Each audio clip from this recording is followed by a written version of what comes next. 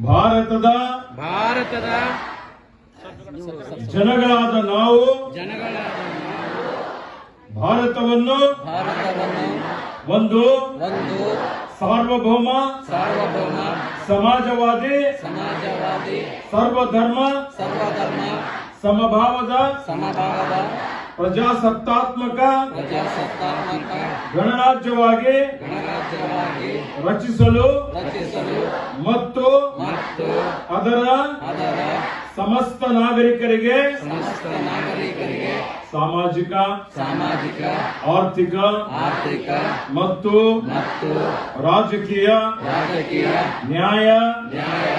ವಿಚಾರ ಅಭಿವ್ಯಕ್ತಿ ವಿಶ್ವಾಸ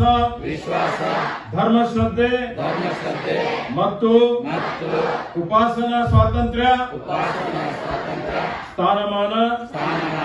ಹಾಗೂ ಅವಕಾಶ ಸಮಾನತೆ ದೊರೆಯುವಂತೆ ಉತ್ತರ ಕರ್ನಾಟಕ ನ್ಯೂಸ್, ಇದು ಕನ್ನಡದ ಉಸಿರು.